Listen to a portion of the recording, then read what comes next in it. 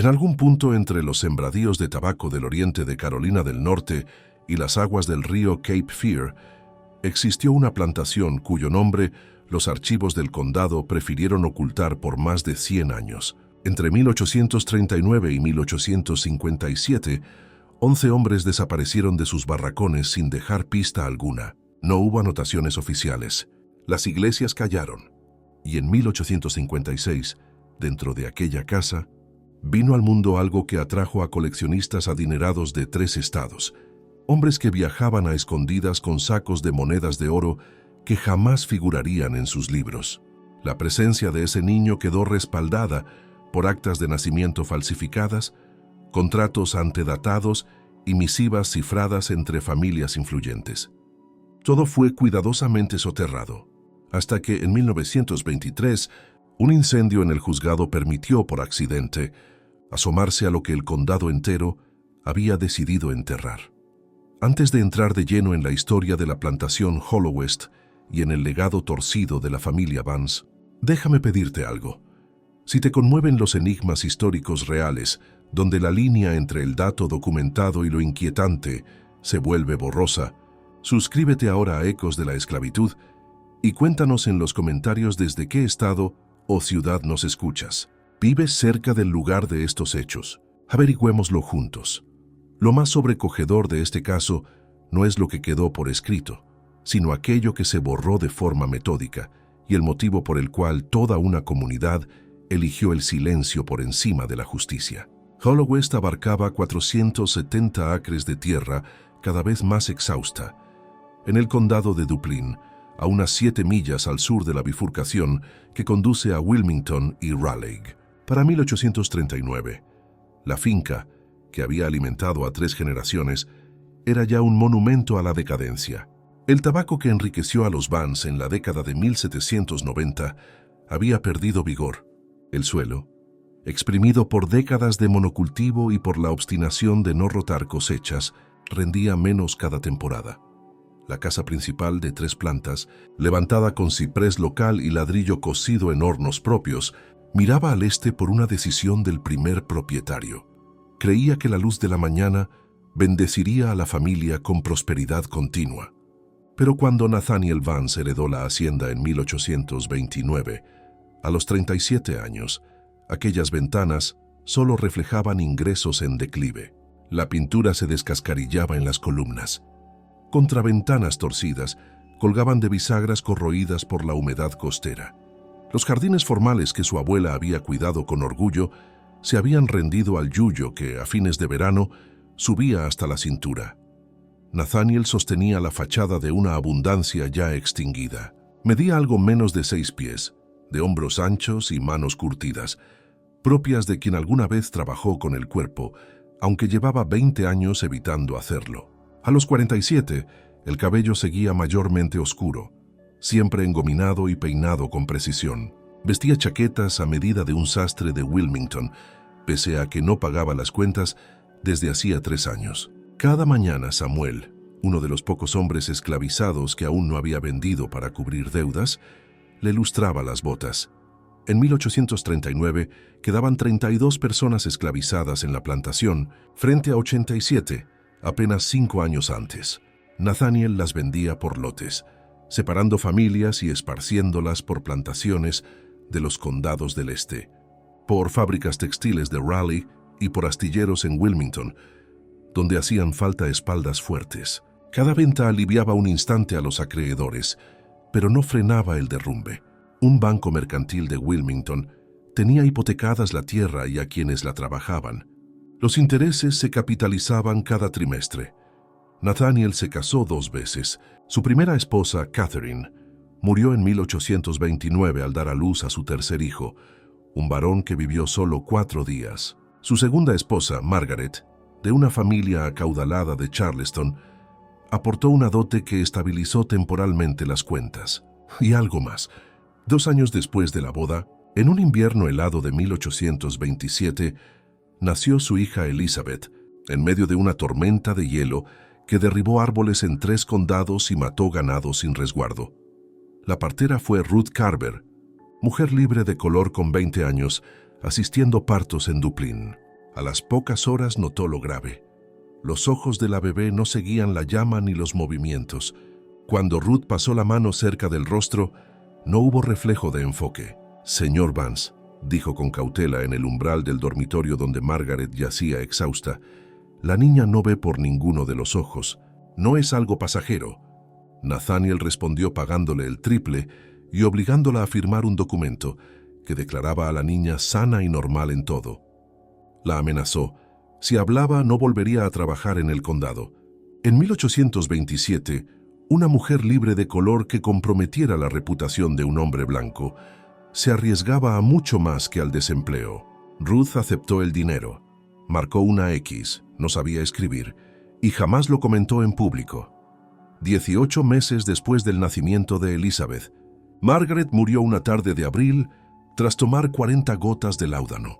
El doctor Ephraim Stokes consignó insuficiencia respiratoria y nadie inquirió más. Las mujeres morían con frecuencia. Otra esposa acomodada vencida por una dolencia imprecisa no levantaba sospechas. La enterraron en el panteón familiar, bajo una lápida con nombre y fechas. Nathaniel crió a Elizabeth casi en aislamiento. La niña creció confinada, sobre todo en el segundo piso, con postigos siempre cerrados. Aprendió a orientarse por tacto y sonido, manos pequeñas siguiendo paredes, pasos prudentes sobre la madera. Ada, mujer esclavizada destinada al servicio doméstico, la cuidó en sus primeros años. Le enseñó a contar, a reconocer voces, a medir el tiempo por las comidas y por el aire que se filtraba. A los 6, Nathaniel decidió que no recibiría más que alfabetización básica. No contrató tutores. Elizabeth aprendió a leer con el tacto, pasando los dedos por letras en relieve que Ada tallaba en bloques de madera a la luz de una vela, después de terminar sus labores. Su mundo eran 14 habitaciones, un pasillo y una escalera angosta. Solo bajaba cuando la llamaban. La economía de Hollowest empeoraba sin pausa. Nathaniel intentó de todo. Sembró algodón una temporada, el suelo lo rechazó. Invirtió en trementina, fracasó por escasez de resina. Probó criar caballos. Una enfermedad mató a 7 de 12 en un verano. Para 1838 había vendido casi todo lo valioso, salvo la tierra y la gente. En 1837 dejó de ir a la iglesia, ofendido por un sermón del reverendo Thomas Gaines que insinuó que la prosperidad era señal del favor divino y que la ruina revelaba faltas morales.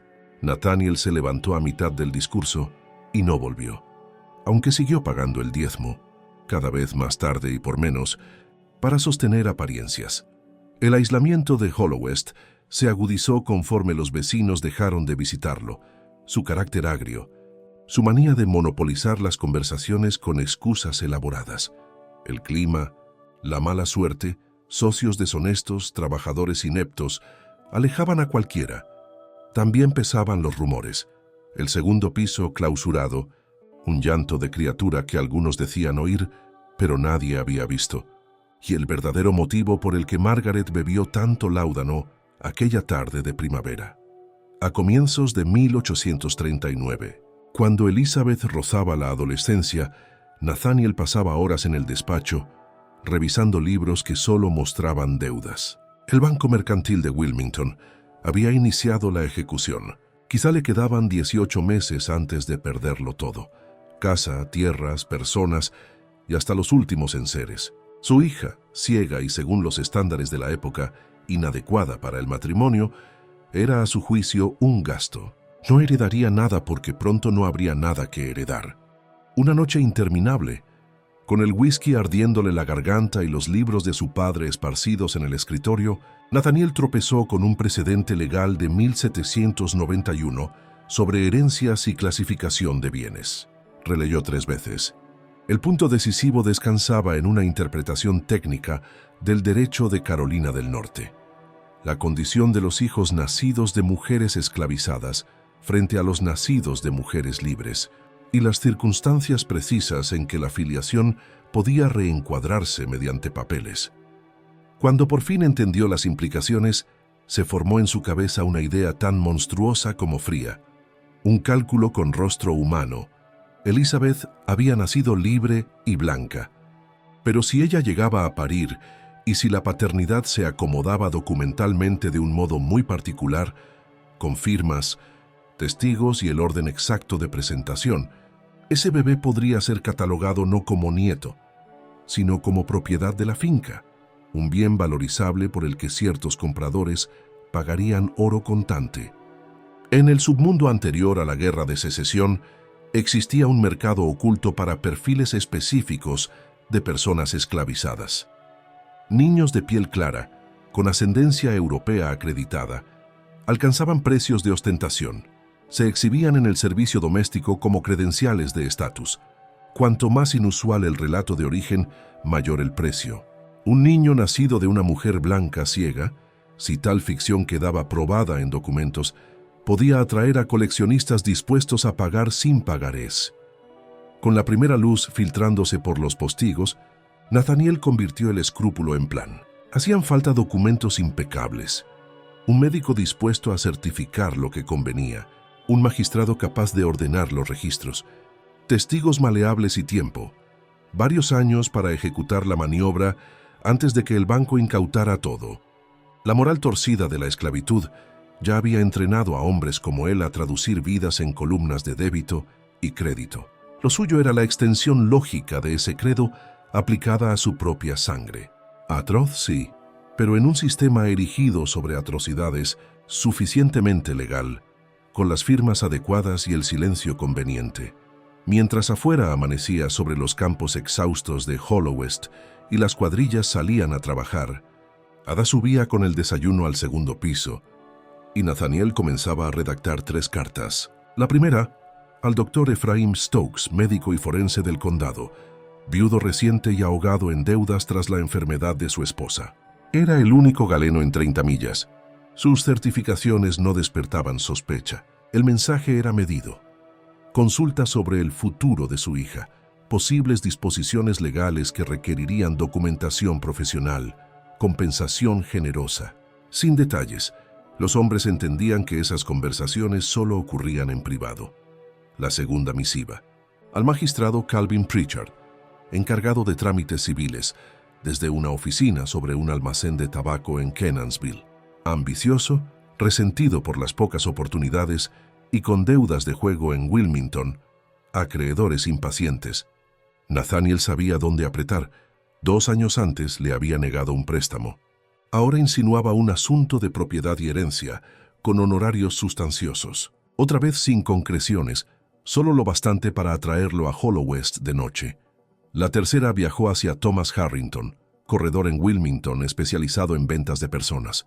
Tenía cartera en todo el sur, plantadores de Luisiana deseosos de sirvientes claros para la casa, comerciantes de Charleston con salones privados de exhibición, familias ricas de Virginia en busca de símbolos vivos de rango. Trabajaba a comisión del 20% y nunca hizo preguntas incómodas. Esta carta fue más franca. En un par de años habría una adquisición única para compradores serios, sin nombres. Era tiempo de calentar el interés. Las respuestas llegaron en 2 semanas. Stokes apareció primero, una tarde bochornosa de marzo de 1839. Hablaron 3 horas a puertas cerradas, con postigos bajados pese al calor. Salió pálido, con una cartera repleta de precedentes, fragmentos de ley y protocolos redactados por Nathaniel. Se fue con un pagaré de $500 y su firma comprometida. Pritchard acudió después, ya entrada la noche, para esquivar miradas. 5 horas diseccionando la ingeniería legal, clasificación de bienes, requisitos formales, plazos, registros estatales y del condado. Partió de madrugada con copias de estatutos y un pagaré de $800, más la promesa de que sus deudas en Wilmington serían saldadas con el producto de la venta futura. Harrington no necesitó visita. Respondió en clave profesional. Tenía ya 3 interesados, un azucarero cerca de Baton Rouge, un comerciante de Charleston y una familia adinerada de Virginia. Pagarían entre $3,000 y $5,000 por la pieza adecuada. Recomendaba empezar cuanto antes. Asegurados los cómplices, Nathaniel pasó a lo más delicado: preparar a Elizabeth. La adolescente se movía con soltura en su cárcel del segundo piso. Manos sobre barandales, pasos memorizados, oído atento. Ada seguía siendo su mundo. La alimentaba, la vestía, le leía por las noches, tallaba letras en relieve para que aprendiera a ver con los dedos. Nathaniel alteró la rutina. Una vez por semana, Elizabeth debía descender al comedor principal. La escalera que casi nunca afrontaba la aterraba.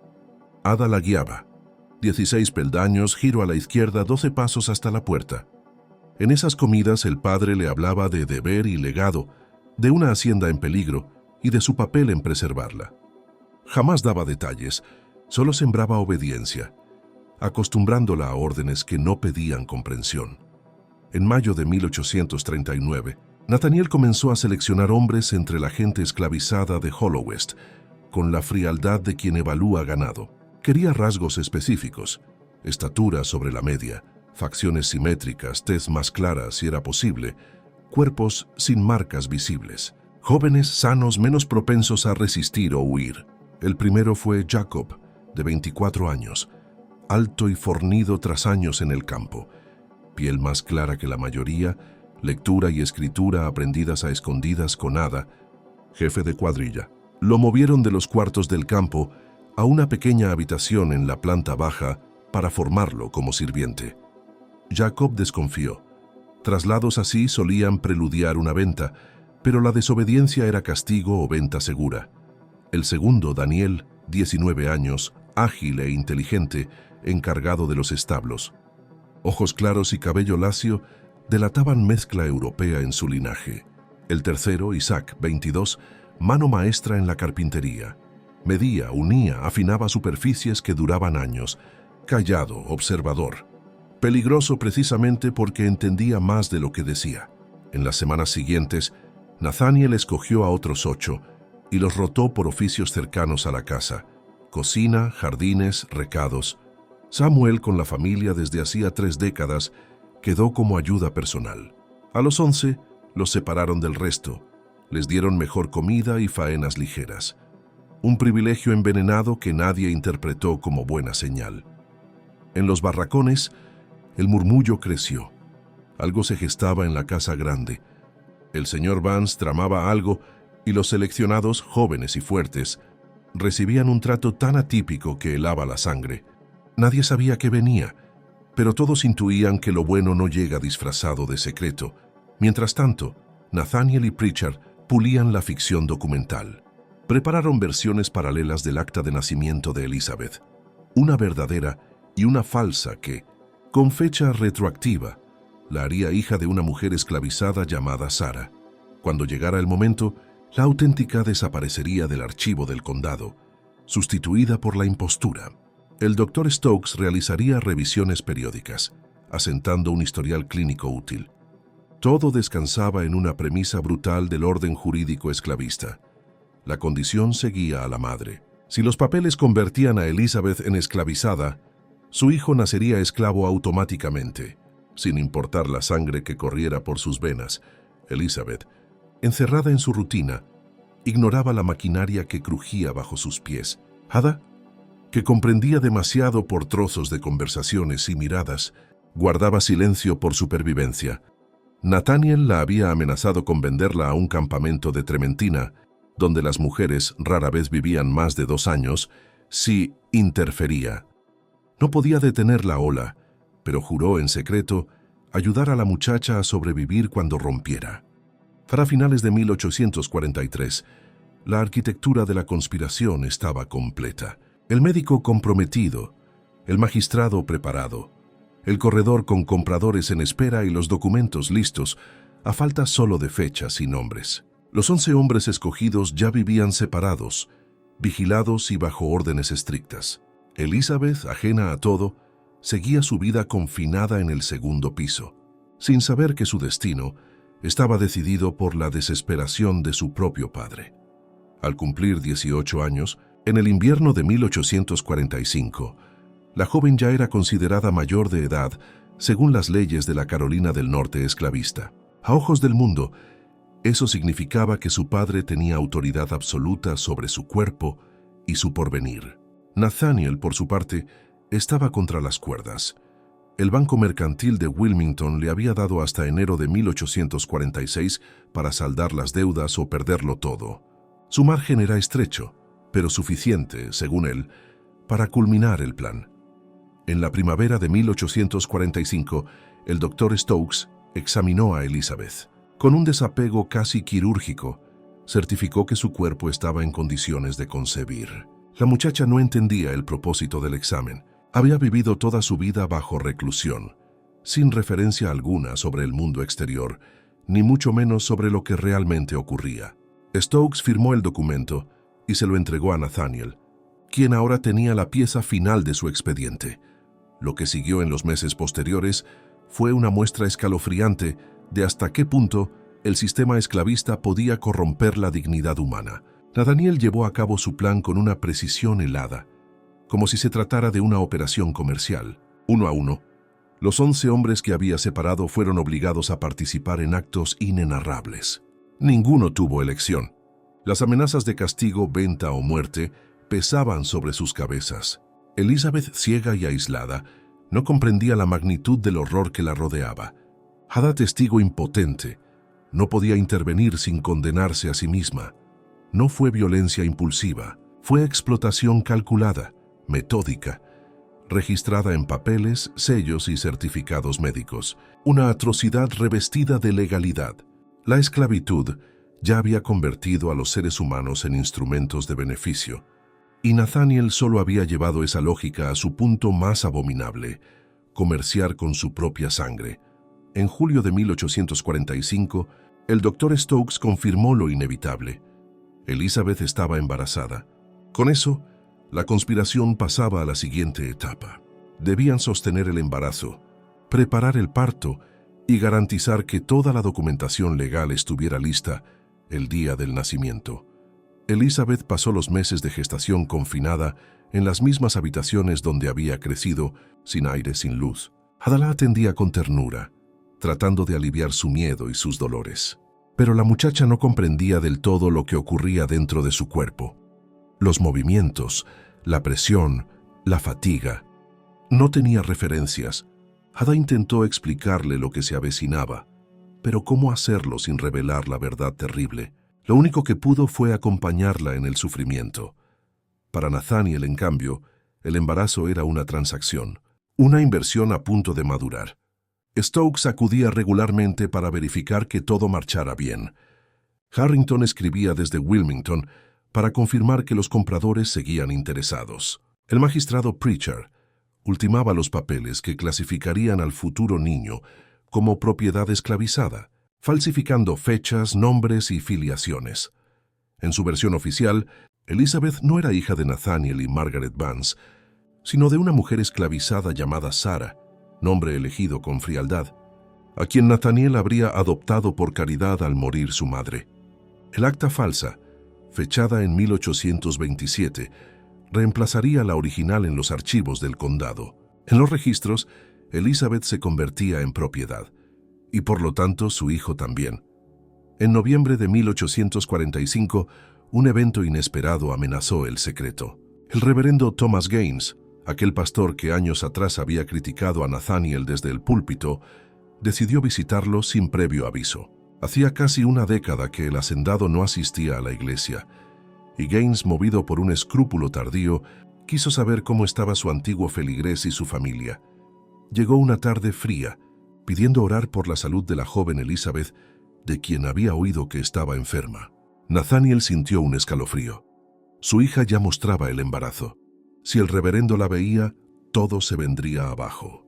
Con la calma del mentiroso entrenado le dijo: «Mi hija está descansando, reverendo». El doctor ha ordenado reposo absoluto. Quizá en otra ocasión. Gaines insistió con cortesía, pero Nathaniel fue tajante. El pastor, confundido, se marchó, con la sensación de que había algo profundamente incorrecto en aquella casa. Sin embargo, en una sociedad donde los hombres gobernaban sus hogares sin intromisiones, no podía hacer más que sospechar.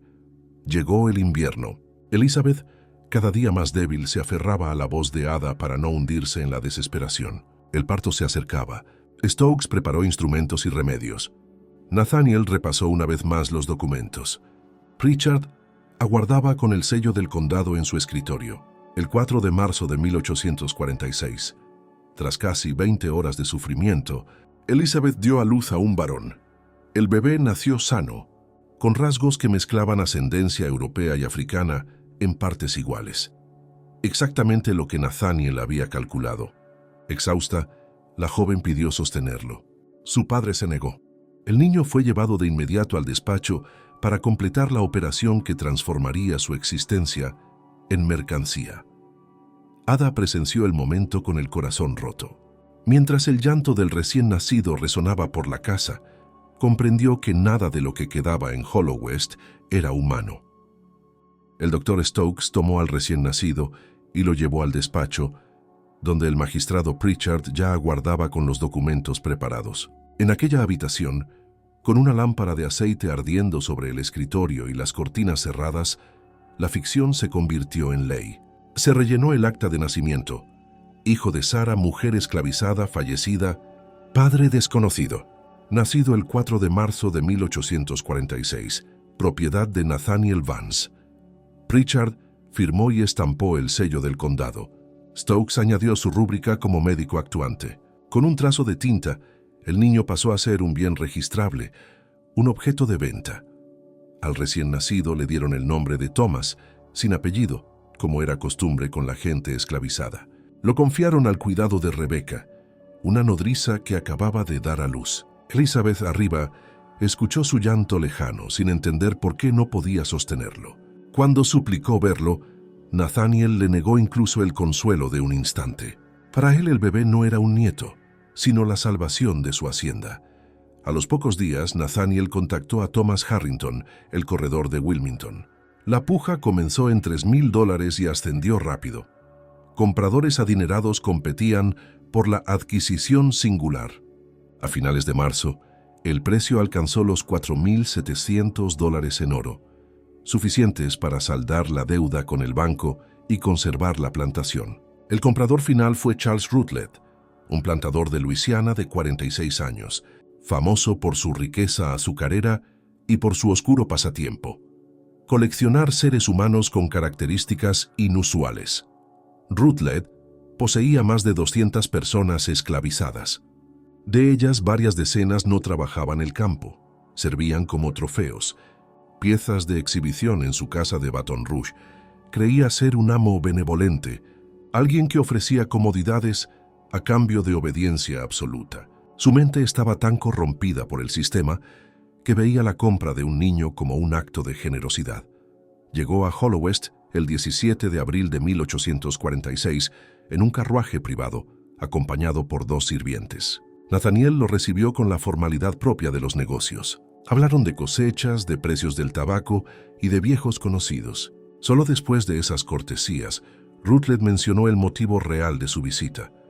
«Tengo entendido que dispone de una adquisición poco común», dijo con voz calculada. «Así es», respondió Nathaniel. «Nació hace 6 semanas. Está sano, fuerte y de buen temperamento. Las circunstancias de su nacimiento lo hacen particularmente valioso». Nathaniel condujo al comprador hasta la habitación donde Rebecca sostenía a Thomas. El bebé dormía envuelto en mantas limpias. Rutledge lo examinó con la frialdad de quien evalúa una mercancía. Observó la piel, las facciones, el peso, la respiración. «¿El certificado indica que la madre ha fallecido?», preguntó. «Así es», confirmó Nathaniel. «Murió en el parto». Le mostró el acta firmada por Stokes y Pritchard.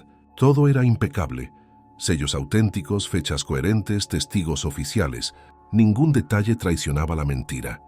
Lo que Nathaniel no dijo fue que la madre seguía viva, encerrada en el piso superior, y que la supuesta Sarah nunca había existido más allá de su imaginación y su codicia.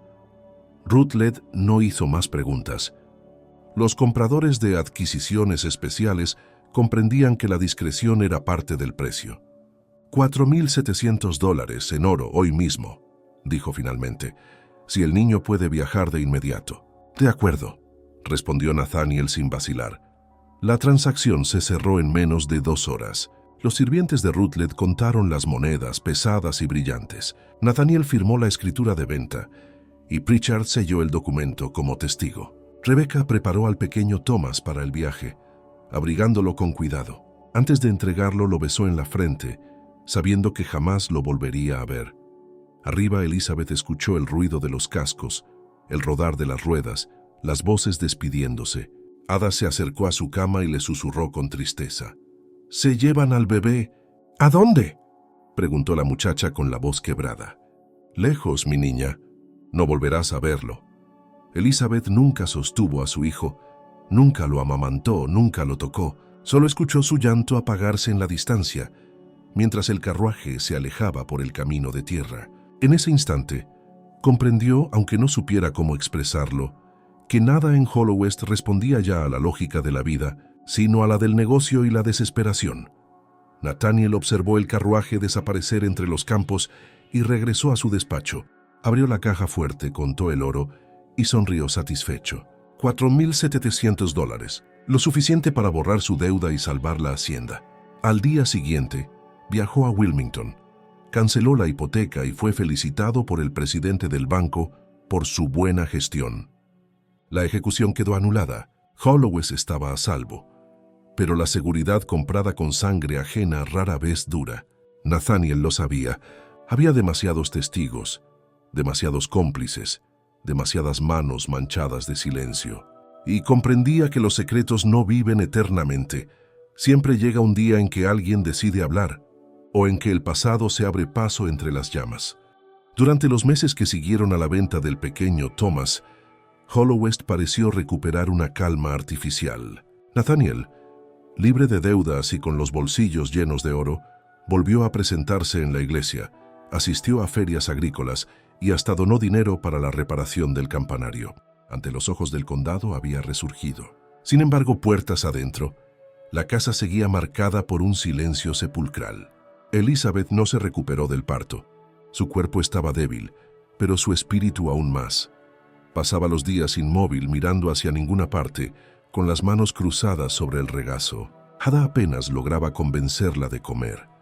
La muchacha no comprendía lo ocurrido, pero sentía el vacío que deja la pérdida. No sabía dónde estaba su hijo, ni por qué su padre evitaba mencionarlo. Nathaniel, por su parte, se negaba a subir al segundo piso. No soportaba su voz, ni su presencia, ni el recordatorio de lo que había hecho. Ordenó que nadie hablara del niño. La instrucción fue clara. Ese asunto no existió.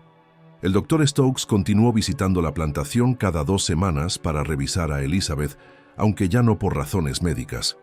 Era la forma de asegurarse de que mantenía el silencio. Su conciencia, cada vez más intranquila, lo empujaba al whisky. Las noches se alargaban y su mirada se tornaba vacía. Había ganado dinero, sí, pero también había firmado un pacto con algo que no entendía. Una maldición tejida con tinta y miedo. Mientras tanto, en Baton Rouge, el pequeño Thomas crecía bajo el cuidado de los Rutledge. Su amo, Charles, lo llamaba mi pequeño prodigio y lo vestía con ropas elegantes. Desde bebé fue mostrado a los visitantes como una rareza, una obra de arte viviente. Aunque no lo sabía, llevaba en su sangre la historia más cruel de Hollow West. Crecía entre lujos pero sin libertad, como un adorno humano en una casa llena de sombras. De regreso en Carolina del Norte, los rumores comenzaron a circular. Los trabajadores de la plantación comentaban en voz baja que el señor Vance había vendido algo más que tierras y tabaco. Nadie podía probarlo, pero el aire en los barracones estaba cargado de presentimientos. Algunos decían haber escuchado llantos de un bebé en la casa grande cuando ya no quedaba ninguno allí. Otros aseguraban que por las noches una voz femenina rezaba entre los pasillos, pidiendo a Dios que devolviera lo que le habían arrebatado. Ada era la única que sabía la verdad completa, o al menos la suficiente para entender que aquel secreto no se enterraría fácilmente. Su fe era lo único que le quedaba. Cada noche, cuando todo quedaba en silencio, se arrodillaba junto a la puerta del cuarto de Elizabeth y oraba. No pedía venganza, sino justicia divina. Los meses pasaron y Nathaniel comenzó a notar que algo cambiaba en la casa. Los relojes se detenían sin motivo. Las velas se apagaban de golpe y los caballos se agitaban sin explicación. Una madrugada, al atravesar el pasillo rumbo a su despacho, creyó oír un susurro detrás de él. Una voz de mujer, suave pero firme, que decía su nombre. Se volvió bruscamente, pero no había nadie. El aire olía a cera derretida y a rosas marchitas. el perfume que solía usar Margaret antes de morir. Intentó convencerse de que era su imaginación, o el cansancio, o el alcohol, pero las señales se repitieron. Una noche, escuchó pasos lentos sobre el piso superior, donde nadie debería estar despierto. Ordenó a Samuel que subiera a revisar. El sirviente obedeció temblando. Minutos después regresó pálido, con la voz entrecortada. «Señor, la señorita Elizabeth está rezando, pero no está sola». Nathaniel subió con la lámpara temblando entre sus manos. Empujó la puerta de la habitación y encontró a su hija arrodillada junto a la ventana cerrada, con las manos extendidas al vacío. Frente a ella, una corriente de aire agitaba las cortinas como si alguien invisible se moviera allí. La joven murmuraba: «No llores, mi pequeño. Mamá está aquí». Nathaniel retrocedió con el corazón latiéndole en los oídos. En ese momento comprendió que su pecado no quedaría impune. El dinero que había ganado no traía redención, sino condena. A partir de esa noche, la plantación nunca volvió a conocer la paz. Los hombres en los campos afirmaban ver luces moverse entre los árboles, como faroles flotantes. Los perros aullaban hacia el segundo piso. Ada, que comprendía el peso del sufrimiento, le advirtió en secreto: «Señor, hay cosas que ni el oro puede comprar, y tampoco puede hacer callar a Dios». Nathaniel la despidió con furia, acusándola de brujería. La vendió 3 días después a un comerciante de Wilmington. Pero al verla partir, supo que se estaba condenando aún más, porque Ada era la única que aún rezaba por él. Esa misma noche, la lámpara del despacho estalló sin razón aparente, y el fuego comenzó a lamer los cortinajes. Nathaniel corrió a apagarlo con una manta, pero en medio del humo juró ver por un instante una figura envuelta en luz sosteniendo a un bebé entre sus brazos. Su respiración se cortó. El fuego se extinguió solo, sin explicación. Y aunque nadie lo vio, Nathaniel cayó de rodillas, llorando por primera vez en 20 años. Desde aquella noche, Nathaniel Vance ya no volvió a ser el mismo. Sus días se llenaron de paranoia y sus noches de insomnio. A veces se quedaba sentado en su despacho, con la lámpara encendida hasta el amanecer, escuchando los crujidos de la casa vieja, convencido de que cada sonido era una presencia. Había vendido su alma a la codicia, y ahora las sombras cobraban lo que se les debía. A los pocos meses, la salud de Elizabeth se deterioró por completo. Apenas hablaba. Se limitaba a murmurar frases confusas sobre un niño que la llamaba desde lejos, sobre una voz dulce que la guiaba entre la oscuridad. Nathaniel evitaba entrar a su habitación, incapaz de soportar la mirada vacía de su hija, tan parecida a la de Margaret el día en que bebió láudano. A veces pensaba que la casa entera estaba poseída por el peso de las mujeres a las que había destruido. Samuel, el sirviente más antiguo, fue el único que se atrevió a quedarse cerca de la joven. La alimentaba, la cuidaba y le hablaba en voz baja, aunque ella rara vez respondía. Una noche de agosto de 1847, mientras la tormenta azotaba los ventanales, Samuel escuchó la voz de Elizabeth por primera vez en semanas. «¿Podrías abrir la ventana? Quiero que entre la luz. Mi hijo viene con ella». El hombre asustado obedeció. Un relámpago iluminó el cuarto y por un segundo juró ver la silueta de una mujer de pie detrás de la cama. No era Elizabeth. Aquella figura parecía hecha de claridad, envuelta en un resplandor suave. El trueno rompió el instante, y cuando Samuel parpadeó ya no había nadie. A la mañana siguiente, Elizabeth había muerto. Su cuerpo yacía sereno, como si hubiera descansado por fin después de un largo viaje. Samuel corrió a avisar al amo. Nathaniel llegó tambaleándose, sin saber si llorar o gritar. Se arrodilló junto al cuerpo de su hija, pero ya no quedaba nada que pudiera salvar. Ella se había ido sin perdonarlo, y eso lo atormentaría el resto de su vida. El entierro se realizó en silencio. No hubo sacerdote ni campanas, solo 3 ataúdes abiertos en el panteón familiar: el de Margaret, el de su primer hijo muerto al nacer, y ahora el de Elizabeth. Nathaniel ordenó que el cuerpo fuera sepultado sin nombre en la lápida, como si el anonimato pudiera borrar el pecado. Pero el silencio nunca borra, solo oculta. Con el paso de los meses, los fenómenos en Hollow West se intensificaron. Los trabajadores comenzaron a abandonar la plantación. Algunos decían que escuchaban el llanto de un bebé en la madrugada, que las luces del pasillo se encendían solas y que los caballos se negaban a acercarse a la casa. Los rumores llegaron hasta el pueblo. La maldición de los Vance la llamaban. El reverendo Gaines volvió a intentarlo, esta vez con una Biblia en la mano y el coraje que da la fe. Llegó al atardecer de un domingo y encontró a Nathaniel bebiendo frente al fuego. «He venido a orar por su alma», dijo el reverendo con firmeza. «Mi alma no tiene dueño», replicó Nathaniel con una risa amarga. «Si lo tuviera, ya la habría vendido hace mucho». El reverendo insistió. «Nada que el Señor no pueda redimir si se arrepiente». «¿Y qué sabrá usted de redención?», gruñó el hacendado levantándose. «¿Cree que Dios perdona a quien comerció con su propia sangre?». Gaines guardó silencio. No había respuesta posible. En su interior comprendió que aquel hombre ya no buscaba salvación sino olvido. Los años avanzaron. Nathaniel envejeció solo, abandonado por todos. Los campos quedaron baldíos. Las paredes se cubrieron de moho y las cuentas volvieron a vaciarse. Lo que el oro había comprado, el tiempo se encargó de destruirlo.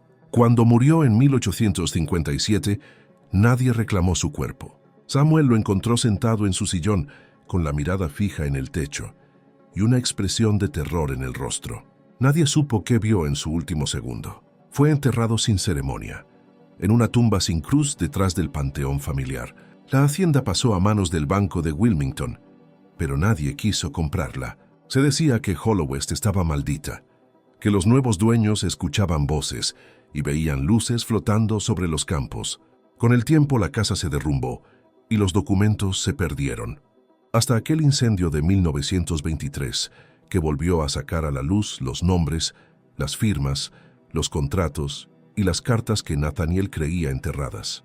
Y fue entonces cuando Ecos de la Esclavitud comenzó a investigar lo que la historia oficial nunca contó: cómo una plantación del siglo XIX se convirtió en símbolo del precio humano de la codicia, y cómo un solo niño, nacido de engaño, dolor y silencio, arrastró consigo la memoria de todo un sistema. Lo que nadie imaginaba era que aquel niño, vendido por su abuelo, crecería y dejaría su huella en la historia de un modo inesperado.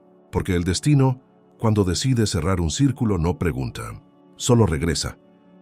El niño vendido por su abuelo, aquel al que bautizaron como Thomas, creció lejos de Carolina del Norte, entre los muros de la mansión Rutledge, en las afueras de Baton Rouge. Nunca supo de dónde provenía, ni por qué su piel era más clara que la de los demás sirvientes, ni por qué su amo lo trataba con una mezcla inquietante de orgullo y posesión.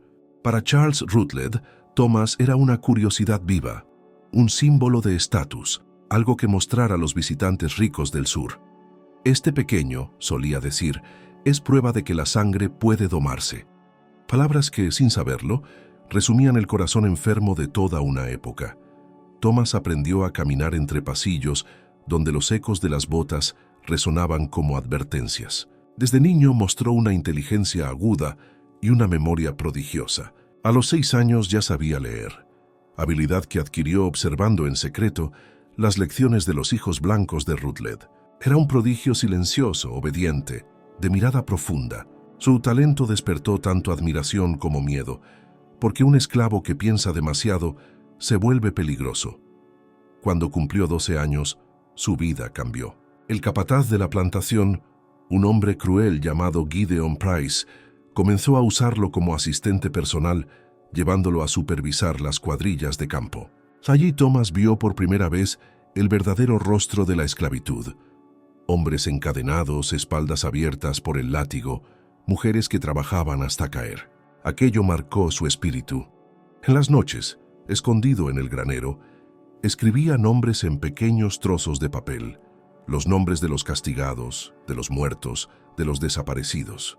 Era su manera de resistir, de no permitir que el olvido los devorara. Una tarde de agosto de 1859, Thomas fue sorprendido leyendo uno de esos papeles por el propio Gideon. Lo acusó de insubordinación. Rutledge intervino antes de que lo castigaran. «Este chico no es un jornalero más», dijo con frialdad. «Su inteligencia vale dinero». Ordenó que lo llevaran a su despacho y, en lugar de azotarlo, le asignó una nueva tarea: copiar documentos. cuentas y cartas comerciales. Thomas aceptó sin protestar. Sabía que obedecer era la única forma de sobrevivir, pero también sabía leer los secretos entre las líneas. Así descubrió nombres, cifras y rutas, listas de envíos humanos hacia Nueva Orleans, Charleston y Richmond. Entendió que el tráfico de personas era más vasto de lo que jamás imaginó, y comprendió con un nudo en la garganta que él mismo era parte de esa contabilidad. Cada vida tenía precio, incluso la suya. En 1861, cuando estalló la Guerra Civil, la casa Rutledge se llenó de nerviosismo. Luisiana se alineó con la Confederación y los esclavos comenzaron a oír rumores de libertad. Thomas, ya con 15 años, escuchaba cada palabra con el corazón acelerado. Las patrullas confederadas recorrían los caminos, y los castigos por intentar huir se duplicaron. Sin embargo, algo dentro de él ardía. Una voz interior que le decía que debía escapar, no solo por su vida, sino por la memoria de aquellos cuyos nombres había escrito en secreto. La oportunidad llegó en una noche sin luna, cuando un grupo de hombres esclavizados decidió fugarse rumbo al norte, hacia los pantanos y más allá, hacia la promesa de los estados libres. Thomas se unió sin dudarlo. No llevaba más que un trozo de pan, un cuchillo pequeño y una bolsa con los papeles donde había guardado sus nombres escritos. El viaje fue brutal. Atravesaron marismas infestadas de insectos, ríos oscuros y campos de caña donde los cazadores de recompensas acechaban. Muchos fueron capturados o muertos. Thomas sobrevivió de milagro, guiado más por instinto que por suerte. 2 semanas después, llegó extenuado a la ribera del Mississippi, donde un grupo de abolicionistas mantenía una red de escape. Lo acogieron, curaron sus heridas y lo llevaron hasta Illinois. Allí comenzó su segunda vida. Fue inscrito en un orfanato de Springfield bajo el nombre de Thomas Vance, un apellido inventado para protegerlo. Tenía 16 años y una determinación que pocos hombres libres podían entender. Aprendió oficios, asistió a clases y pronto se convirtió en asistente de un profesor de historia local. Nadie imaginaba que aquel muchacho de mirada seria había nacido en la esclavitud, ni que su abuelo había sido el hombre que lo vendió. Cuando la guerra terminó, Thomas tenía 20 años. Había leído sobre Lincoln, la proclamación de emancipación y las batallas que cambiaron al país. Supo entonces que su historia no debía quedarse en silencio. Comenzó a escribir lo que recordaba, nombres, lugares, fechas, contratos, todo lo que su memoria guardaba del horror. Lo hacía con la calma del sobreviviente y la precisión de quien sabe que el papel puede vencer al olvido.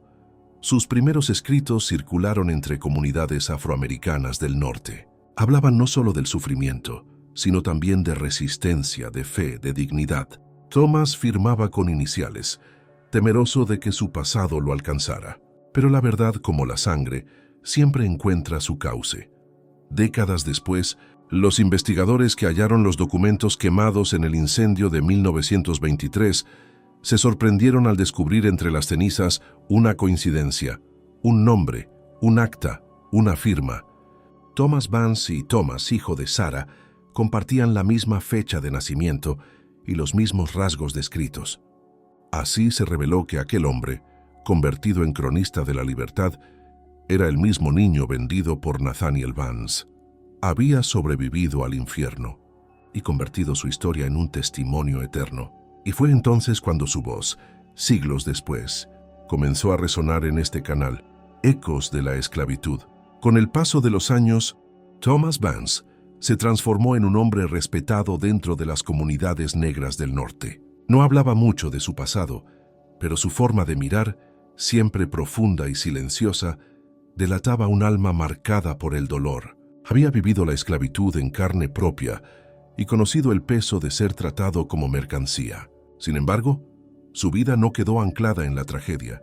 Thomas decidió convertir su historia en una herramienta de memoria. En 1872, con apenas 26 años, publicó un pequeño cuaderno titulado Voces de los Campos del Sur, una recopilación de relatos breves sobre personas esclavizadas que habían huido antes y durante la guerra. Cada testimonio llevaba el mismo sello: respeto, humanidad y un deseo inquebrantable de justicia. Lo que pocos sabían era que muchos de esos nombres provenían de aquellos trozos de papel que había guardado de niño, con las identidades de quienes fueron olvidados en la plantación Rutledge. El libro circuló discretamente entre grupos abolicionistas y congregaciones religiosas. Con el tiempo, llegó a manos de académicos que lo citaron en ensayos sobre la reconstrucción del país. Thomas no buscaba fama.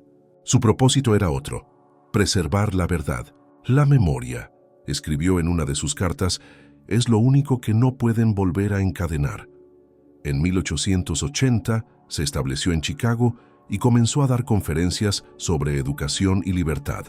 Hablaba ante jóvenes recién emancipados, hijos de antiguos esclavos, animándolos a aprender, a leer, a escribir su propia historia. Nunca mencionaba nombres ni fechas exactas de su pasado, pero sus palabras tenían el peso de quien ha visto lo inimaginable. El conocimiento, decía, es la llave que abre todas las puertas, incluso las que nacieron cerradas por ley. Entre 1885 y 1890, Thomas colaboró con varias asociaciones afroamericanas que luchaban contra la segregación y el trabajo forzado. Escribía artículos bajo seudónimo en periódicos locales, denunciando las nuevas formas de esclavitud disfrazadas de contratos o deudas. Su pluma era firme y su tono sereno pero cargado de fuerza moral. Había aprendido que la verdad no necesita gritar para ser poderosa. Aún así, el pasado nunca lo dejó en paz. En las noches de invierno, cuando el viento golpeaba las ventanas, Thomas solía despertar empapado en sudor. Decía que soñaba con una mujer ciega, caminando por un corredor oscuro, llamándolo por su nombre. Nunca supo que aquella visión era el eco de su madre, Elizabeth, la joven a la que jamás pudo abrazar, pero su alma parecía reconocerla. En una carta fechada en 1891 y dirigida a un amigo cercano, escribió: «A veces siento que mis palabras no me pertenecen, que alguien me las dicta desde un lugar al que no puedo ir. Quizás sea ella, la mujer que me trajo a este mundo y de la que solo tengo el recuerdo del llanto. Si alguna vez logran leer mi historia, sabrán que la libertad no se hereda, se conquista, una palabra a la vez». Thomas murió en 1903, a los 57 años, sin imaginar que 20 años después, el incendio de un juzgado en Carolina del Norte revelaría el origen de su vida. Los periódicos locales apenas mencionaron su muerte, pero su legado sobrevivió en los corazones de quienes lo escucharon. Un maestro anónimo, un narrador de verdades, un hombre que había hecho del dolor una lámpara encendida. En 1923, cuando los registros falsos de Hallowest salieron a la luz, los historiadores conectaron las piezas. Thomas Vance era el niño vendido como propiedad en 1846. La historia se cerraba con un estremecedor círculo. El nieto de un esclavista había dedicado su existencia a desmantelar las cadenas que su propia sangre había ayudado a forjar. El hallazgo conmocionó a los pocos que lo comprendieron. Aquellos documentos, las cartas de Ada, el diario del reverendo Gaines, las escrituras del magistrado Pritchard, demostraban que la esclavitud no solo era violencia física, sino un sistema meticuloso que corrompía el alma humana. Ecos de la esclavitud retoma hoy esa verdad, recordándonos que detrás de cada registro, de cada cifra y cada transacción, había vidas enteras silenciadas. Thomas nunca conoció su origen, pero su historia resuena como un símbolo de redención. Nació dentro de un sistema que lo negó y, sin saberlo, se convirtió en su testigo más fiel. En sus escritos dejó una advertencia que sigue vigente: si un día la historia calla, nosotros hablaremos por ella. Y hoy, a través de este relato, su voz vuelve a escucharse clara y firme desde el eco de aquellas tierras donde la justicia tardó, pero no se rindió. Cuando los documentos de Hallowest salieron a la luz en 1923, el hallazgo fue recibido con una mezcla de incredulidad y horror. Para muchos, era imposible aceptar que una historia tan cruel hubiera ocurrido en suelo estadounidense, bajo la apariencia de legalidad y decoro. Los periódicos de la época apenas dedicaron unas líneas al suceso, temerosos de reabrir heridas o de comprometer a descendientes de las familias implicadas, que aún ocupaban cargos públicos y bancarios en Carolina del Norte. Pero los historiadores locales sabían que aquel descubrimiento era una bomba moral. Los archivos revelaban que la Esclavitud no solo había sido brutalidad física, sino también manipulación del derecho, de la fe y del poder.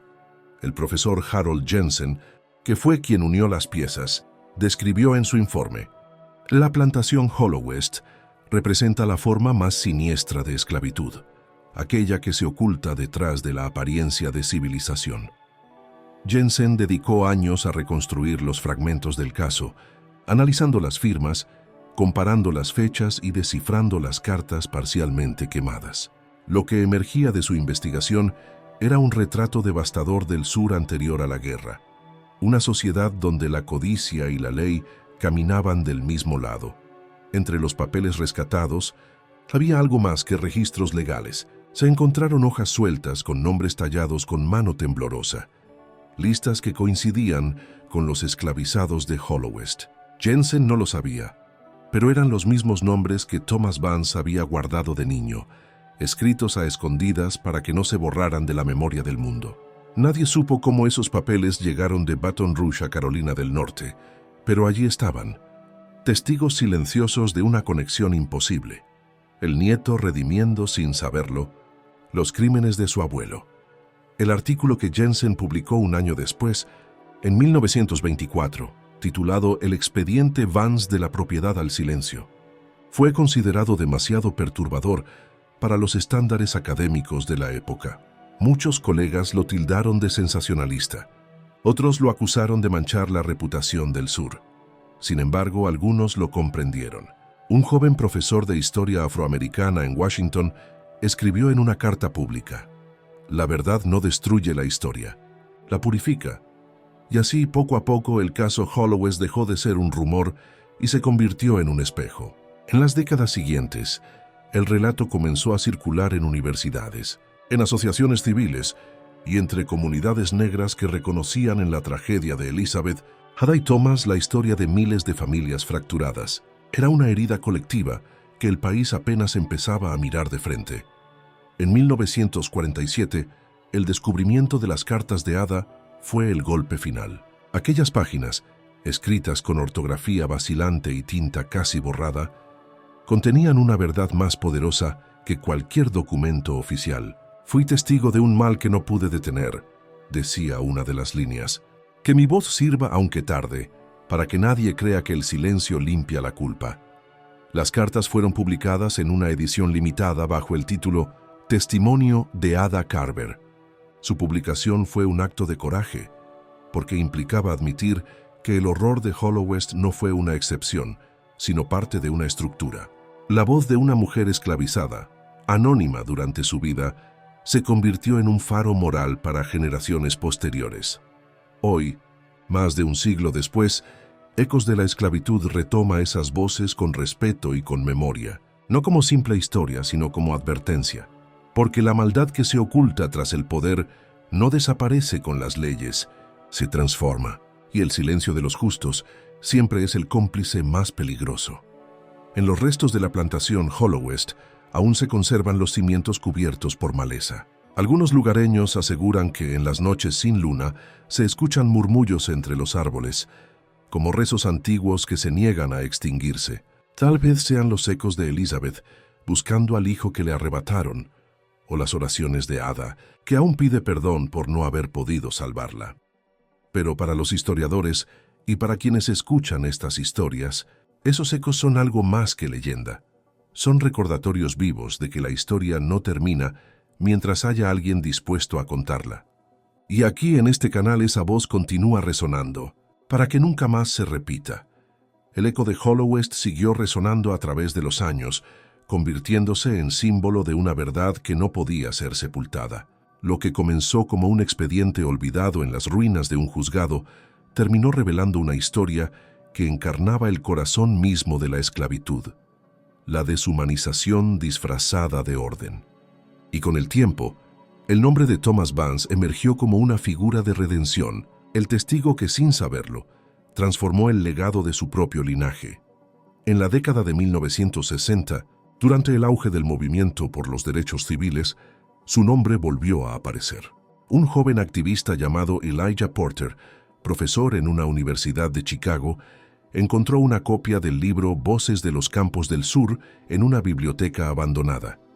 Lo leyó de principio a fin en una sola noche, con lágrimas en los ojos. Este hombre, escribió en su diario, habla con la serenidad del que sobrevivió al infierno, pero sin odio. Sus palabras son semillas de libertad. Elijah comenzó a citar los escritos de Thomas en sus discursos públicos. Decía que su obra era un puente entre la esclavitud y la lucha moderna por los derechos humanos. Muchos lo escuchaban sin saber que el autor había sido, en su infancia, un niño esclavizado vendido por su propio abuelo. Aquella revelación llegó después, cuando los archivos restaurados de Hallowest fueron digitalizados y conectados con los registros del siglo XIX.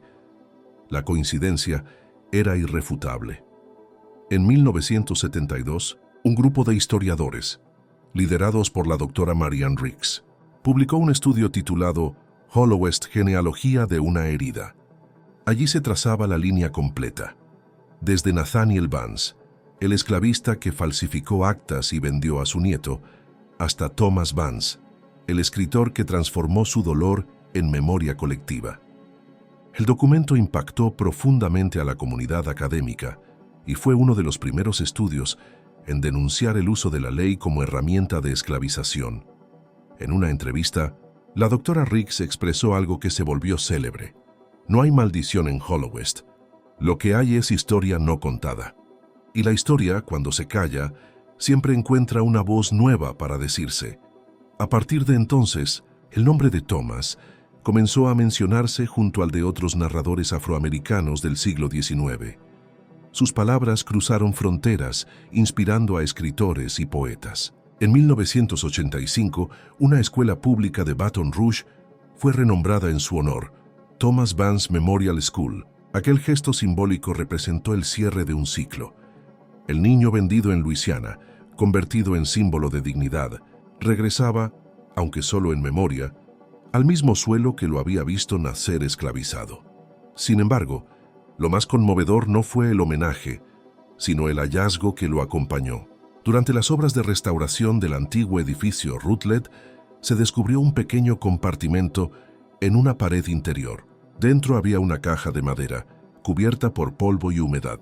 En su interior, cuidadosamente envuelto, se hallaba un trozo de tela con un bordado. Para mi hijo, aunque nunca lo abrace. Nadie supo quién lo había colocado allí, pero la escritura coincidía con la de Elizabeth Vance. Según los registros de Hallowest, la noticia recorrió el país. Los medios la llamaron la carta que cruzó un siglo. Aquella reliquia, un simple pedazo de tela bordado con amor, se exhibió en el Museo Nacional de Historia Afroamericana de Washington, D.C., junto a un fragmento del libro original de Thomas. Dos voces separadas por el tiempo, madre e hijo, unidas finalmente por la memoria. Desde entonces, la historia de Hallowest se convirtió en símbolo de resistencia espiritual y verdad histórica. No era solo un caso más del pasado, sino una advertencia sobre el presente, sobre cómo el poder y la indiferencia pueden volver a levantar cadenas invisibles si la memoria se duerme. Por eso, Ecos de la Esclavitud no cuenta esta historia como un relato de horror, sino como una ofrenda, una forma de devolver humanidad a quienes fueron despojados de ella. Porque cada palabra que pronunciamos aquí busca romper el silencio que otros impusieron. Y quizás, cuando alguien escuche este relato y cierre los ojos, pueda imaginar a Elizabeth finalmente sosteniendo a su hijo en ese lugar donde las almas que fueron separadas por la injusticia se reencuentran sin miedo, bajo la mirada eterna de la verdad. Cuando la historia de Hallowest se difundió a través de exposiciones, conferencias y documentales, dejó de ser solo una tragedia familiar para convertirse en un espejo del alma colectiva de una nación. Las voces que habían sido silenciadas durante siglos, las de Elizabeth, Ada Thomas y tantos otros, empezaron a encontrar eco en una generación que buscaba sanar el pasado. En cada palabra escrita, en cada archivo rescatado, se percibía el peso de una herida que nunca había cicatrizado del todo. A partir de los años 90, universidades del sur comenzaron a incluir el caso Hallowest en sus programas de historia. Profesores afroamericanos lo usaban para enseñar que la esclavitud no era un capítulo cerrado, sino un río que aún corría bajo la superficie del presente. Los estudiantes se conmovían al leer los testimonios originales. Algunos lloraban al escuchar las oraciones de Ada, grabadas por una actriz en los proyectos de reconstrucción sonora del archivo. Otros decían sentir que aquellas voces provenían de algo más grande que la historia, de la conciencia misma de un pueblo. En 1998 se inauguró una placa conmemorativa en lo que quedaba de la antigua plantación. Decía: aquí donde la codicia transformó la sangre en comercio, la memoria ha vuelto para reclamar su verdad, que los nombres de Elizabeth, Ada y Thomas sean recordados no por su dolor, sino por su valor.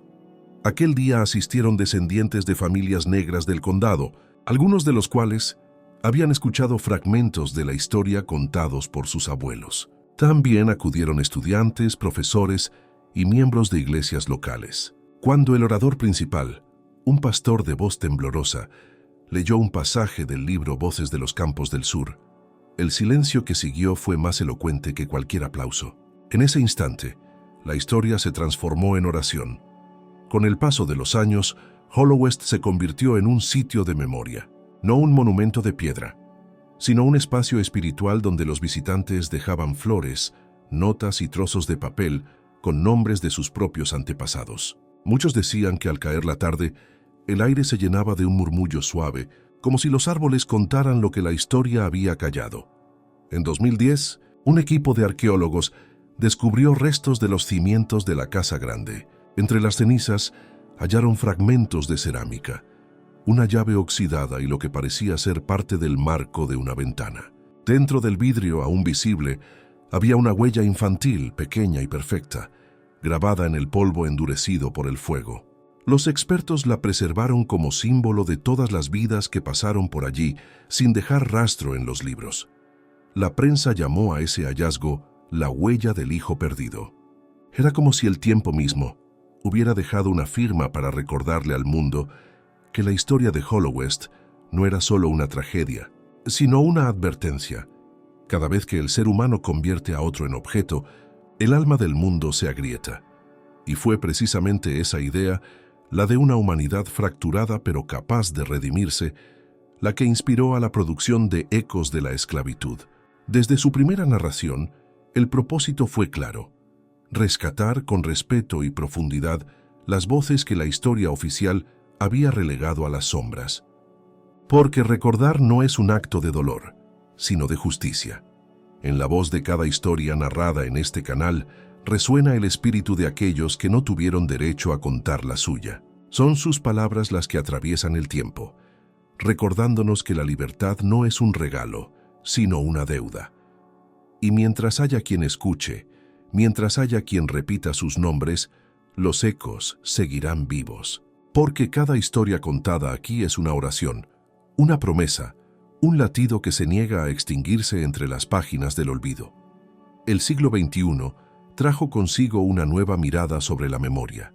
Los archivos digitalizados, los proyectos de restitución histórica y la voz creciente de las comunidades afrodescendientes permitieron que casos como el de Hollowest salieran de los márgenes para ocupar su lugar en la conciencia colectiva. Ya no era solo una historia de horror antiguo, era una advertencia viva sobre cómo el poder, el racismo y la avaricia pueden disfrazarse de normalidad. En 2015, un grupo de historiadores, teólogos y artistas afroamericanos lanzó un proyecto audiovisual titulado Hollowest, la herencia del silencio. A través de dramatizaciones y lecturas de cartas, la obra buscaba que las voces de Elizabeth, Ada y Thomas fueran escuchadas con la fuerza que nunca tuvieron en su tiempo. La producción fue aclamada en museos y universidades, no por su espectacularidad, sino por la sobriedad con la que transformaba documentos en plegarias, datos en humanidad. En una de las escenas más recordadas, una actriz interpretaba a Ada, arrodillada junto a una cuna vacía, repitiendo una oración que había sido reconstruida a partir de sus escritos. Señor, si mi voz no llega a los oídos de los hombres, que al menos llegue a los tuyos, porque no hay justicia más alta que la que viene del cielo. El público guardaba silencio absoluto. Nadie se movía. Muchos lloraban, Era como si la historia, después de siglos, se negara a seguir siendo un relato mudo. Ese mismo año, en Baton Rouge, se realizó un homenaje a Thomas Vance. El museo local organizó una exposición permanente con sus manuscritos, su retrato y una reproducción del cuaderno donde, siendo niño, escribió los nombres de los esclavizados que conoció. En una vitrina, junto al libro, había una nota del propio Thomas, escrita años después de su fuga. Si alguna vez el mundo vuelve a olvidar, que estas palabras lo despierten. Y así fue. Miles de visitantes pasaron por aquella sala, leyendo, llorando y comprendiendo. Maestros llevaban a sus estudiantes. Familias dejaban flores o mensajes escritos. Algunos descendientes de personas esclavizadas en Luisiana aseguraron haber encontrado allí consuelo. «No hay justicia perfecta», dijo una mujer mayor durante la inauguración. «Pero hay justicia que repara cuando se recuerda con verdad». La historia de Hallowest trascendió fronteras. Se tradujo a varios idiomas, se enseñó en cursos sobre derechos humanos y se convirtió en tema de reflexión teológica. Porque más allá de los hechos, había una dimensión espiritual que conmovía. La historia de un niño nacido en la oscuridad que se transformó, sin buscarlo, en portador de luz. El mensaje era claro. La esclavitud no destruyó el espíritu de quienes la padecieron, lo transformó en semilla. De su dolor nacieron voces, himnos, luchas y una sabiduría que aún hoy guía a quienes creen en la dignidad del ser humano. Por eso, cada vez que Ecos de la Esclavitud revive estas historias, no lo hace para abrir heridas, sino para mantenerlas limpias de olvido.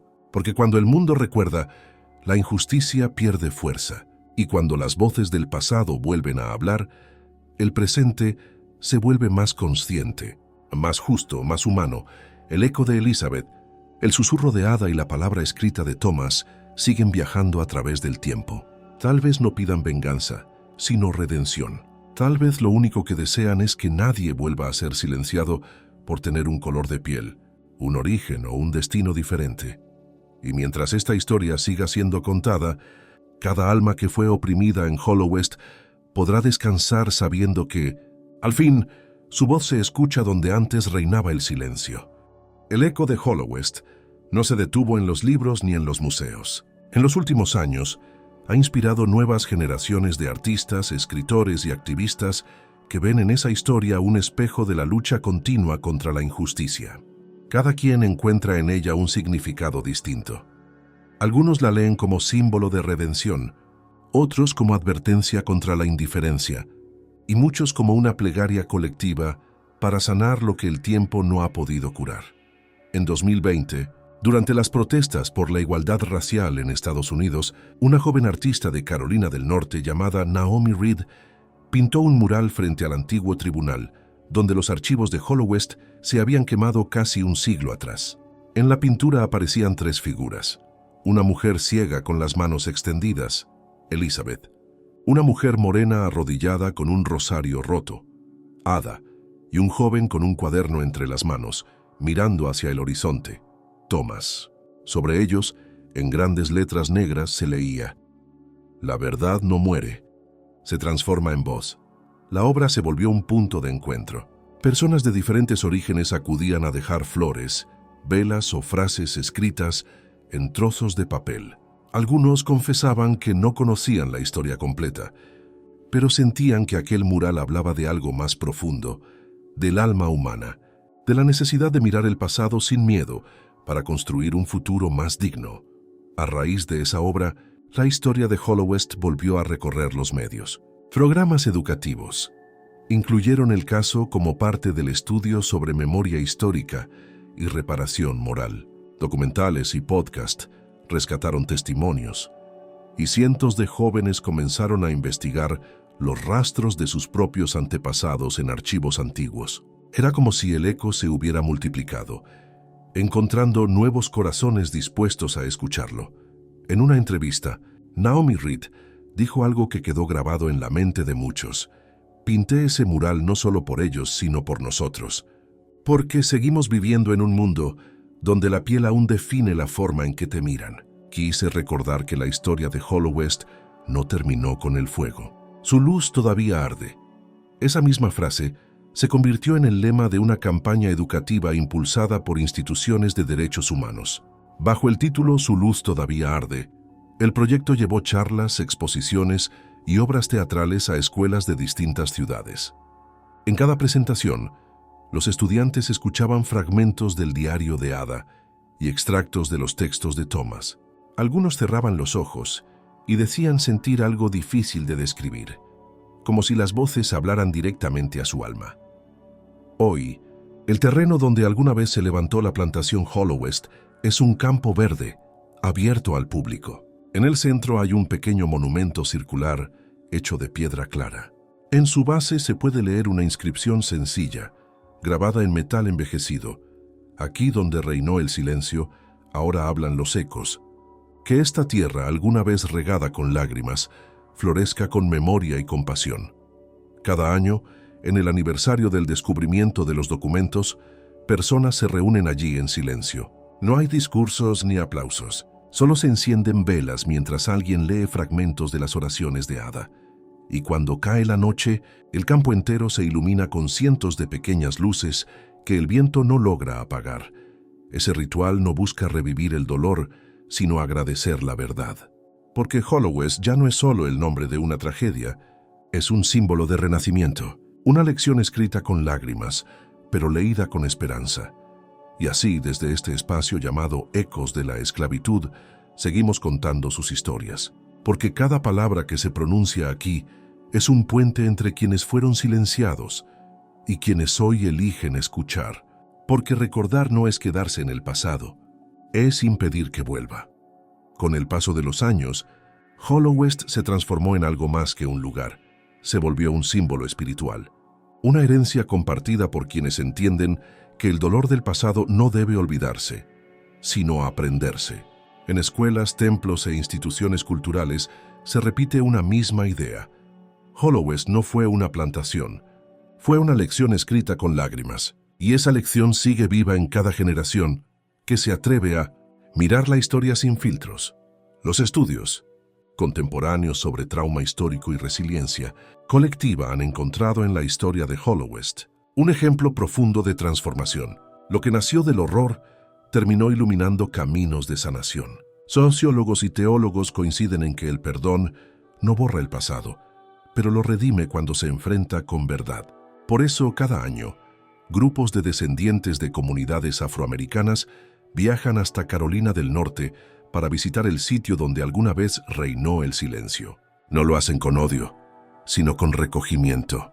Caminar por esa tierra, dicen, es sentir el pulso de quienes soñaron con libertad cuando aún no tenían voz. Durante una de esas ceremonias, una mujer anciana tomó la palabra. Su nombre era Clara Stokes, descendiente del médico que participó en el plan original del esclavista Nathaniel Vance.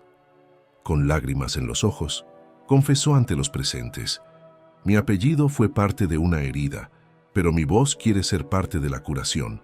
No puedo cambiar lo que mis antepasados hicieron, pero sí puedo cambiar el silencio que dejaron». Sus palabras fueron recibidas con un aplauso lento, respetuoso, lleno de humanidad. En ese instante, quedó claro que Hollow West ya no pertenecía solo a las víctimas ni a los culpables, sino a todos los que entendían que el peso del pasado solo se aligera cuando se comparte.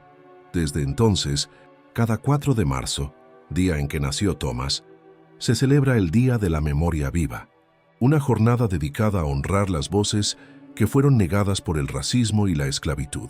Las iglesias hacen sonar sus campanas, las escuelas leen fragmentos de voces de los campos del sur y en redes sociales se comparten mensajes con un mismo lema: que ninguna voz vuelva a ser vendida al silencio.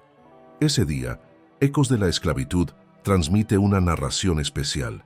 Se recuerda a Elizabeth, símbolo del sacrificio inocente, a Ada, símbolo de la fe y la compasión, y a Thomas, símbolo de la palabra que sobrevivió al fuego. Cada uno representa una dimensión de la resistencia humana: el dolor, la esperanza y la memoria.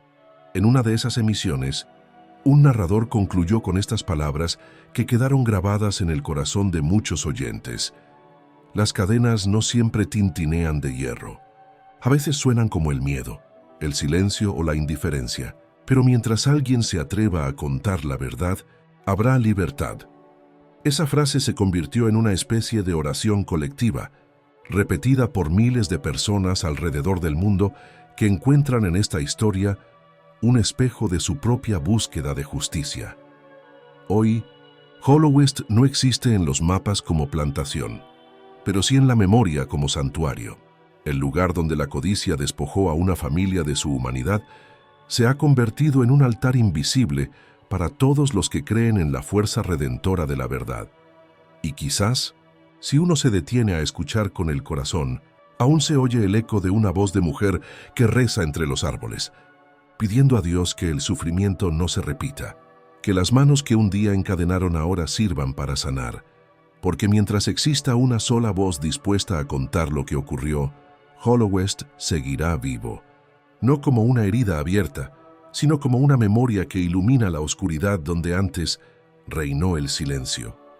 Hoy, al mirar atrás, la historia de Hallowest no se lee solo como un episodio del pasado, sino como un espejo del alma humana. Su verdad atraviesa los siglos para recordarnos lo que ocurre cuando la dignidad se vende y la conciencia se calla. Nathaniel Vance creyó que podía comprar la salvación con oro, pero su linaje terminó hallando la redención a través de la verdad. Elizabeth murió sin abrazar a su hijo, pero su amor sobrevivió al tiempo. Ada fue silenciada, pero su oración traspasó generaciones. Y Thomas, el niño nacido del pecado de la esclavitud, se convirtió en la voz que devolvió humanidad a miles de olvidados. Esa es la fuerza de la memoria, el poder de transformar la vergüenza en enseñanza, el dolor en sabiduría, la oscuridad en camino. Por eso, cada historia que se cuenta en Ecos de la Esclavitud no es solo un recuerdo, sino una promesa de no dejar que el silencio vuelva a imponerse. Las ruinas de Hallowest, cubiertas hoy por árboles y flores silvestres, parecen un paisaje pacífico, pero quien se detiene allí percibe algo más, un aire distinto, una calma que no es olvido, sino descanso. Los pájaros anidan entre las piedras donde una vez hubo gritos, y cada amanecer sobre aquel campo parece decir que el tiempo puede sanar, pero solo cuando se reconoce la herida. Cada año, nuevos visitantes llegan con sus hijos para contarles la historia. Les hablan de cómo un niño esclavizado se convirtió en escritor, de cómo su madre fue borrada de los registros y aún así su nombre perduró, de cómo una simple oración escrita por una sirvienta fue más fuerte que el poder de un juez o de un banco. Y mientras los niños escuchan, el eco de Hallowest sigue vivo, enseñando sin necesidad de sermones. Porque al final, lo que redime al ser humano no es olvidar lo que hizo, sino tener el valor de contarlo. Esa es la misión que asumimos aquí, en Ecos de la Esclavitud. Rescatar las voces que la historia oficial intentó enterrar. Darles nombre, rostro y verdad, no para culpar, sino para comprender, no para revivir el dolor, sino para que el dolor no vuelva a repetirse. Hallowest no fue solo un lugar, fue un espejo donde la humanidad vio su peor rostro y también su posibilidad de redención. En sus cenizas nació una enseñanza eterna, que la verdad puede tardar, pero siempre encuentra su camino, que ninguna injusticia, por más profunda, resiste la luz del recuerdo, y que el amor, ese amor que Elizabeth bordó en un pedazo de tela, es capaz de atravesar generaciones y transformar la vergüenza en legado. Y mientras esta voz siga narrando, mientras haya oídos que escuchen y corazones que comprendan, los ecos de aquellos que sufrieron no se apagarán jamás. Porque ellos ya no claman desde el dolor, sino desde la esperanza. Aquí, donde antes hubo cadenas, ahora hay palabras. Y cada palabra pronunciada en este canal es un acto de justicia, una plegaria, una llama que mantiene viva la memoria de los que caminaron en la oscuridad para que otros pudieran ver la luz.